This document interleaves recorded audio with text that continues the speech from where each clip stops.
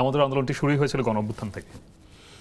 তো এই দিনের কথা যদি আমি স্মরণ করতে চাই, একটু আমার আগে যেতে হবে, অর্থাৎ ৩৩শে জুলাই বা ৩৪শে জুলাইয়ের দিকে যদি আমি কথা বলতে চাই, আমরা প্রায় তখন রীতিমতো প্রত্যেক দিনই আমাদের যে আন্দোলনের ঘটনাস্থল যেটি ছিল, অর্থাৎ সেক্টর 1 যেটিকে আমরা বলছি, পুরো ঢাকাকে আমরা 5টা সেক্টরে ডিভাইড করেছিলাম 17 জুলাইয়ের দিকে, যখন ঢাকা বিশ্ববিদ্যালয়কে বন্ধ করে দেওয়া হয় সেই সময়। আমার এখন মনে আছে যে আমরা প্রত্যেক দিন 8 থেকে 10,000 শিক্ষার্থীর সমাবেশ, ছাত্র জনতা সকলকে নিয়ে। সেখানে আমি অনেককে রাজনৈতিক দল, ছাত্র শিবির বলি বা ছাত্র দলের অনেকে দেখতে পেতাম, বাট সবার পরিচয় একটাই ছিল, সাধারণ শিক্ষার্থী। এখন অ্যাকচুয়াল অর্থে সাধারণ শিক্ষার্থী কারা ছিল? যারা সত্যিকার অর্থে রাজনৈতিক কোনো দলের সাথে যুক্ত ছিল না। সাধারণ শিক্ষার্থী বলতে মূলত তাদেরকে বোঝানো হচ্ছিল। আমরা সিদ্ধান্ত নিচ্ছিলাম যে 5ই আগস্টে যে হবে, তখন পর্যন্ত এটার কোনো আসলে ছিল না সেই অর্থে যে এই দিনে 5ই আগস্ট হতে যাচ্ছে। ইভেন আগের দিন পর্যন্ত, যেদিন আমরা একদিন এগিয়ে নিয়ে আসলাম, আমাদের প্রত্যেকদিন রাতে গুগল মিটিং হতো। সেই মিটে আমাদের যেই প্ল্যানগুলো করতাম, এক্সিকিউশন হতো পরবর্তী দিন।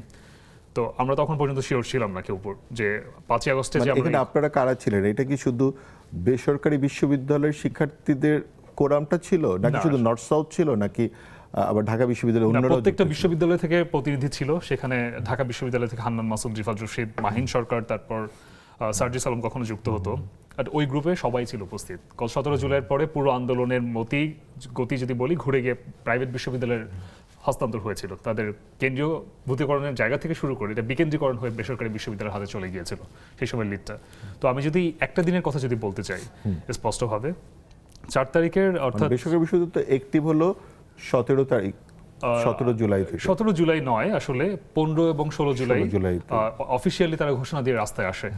আর এর আগেও কিন্তু 10 জুলাইয়ের দিকে, 9 জুলাইয়ের দিকে বেসরকারি বিশ্ববিদ্যালয় বিক্ষিপ্তভাবে বিভিন্ন অঞ্চলে কোটা সংস্কার আন্দোলনের সাথে একত্রিত হয়ে কিন্তু আন্দোলন করছিল। কিন্তু 15-16 জুলাই, যেটা হচ্ছে যেখান থেকে গণ-অভ্যুত্থানের শুরু ভাবনা শুরু হচ্ছিল, সেই জায়গাটা তারা একসাথে একত্রিত হয়েছিল আনুষ্ঠানিকভাবে ঘোষণা দিয়ে। তো এই 35শে জুলাইয়ের ঘটনা যদি বলতে চাই, আমার এখনো মনে পড়ে, আমরা 7 থেকে 8,000 শিক্ষার্থী একত্রিত হয়ে আন্দোলন করছিলাম সেদিন।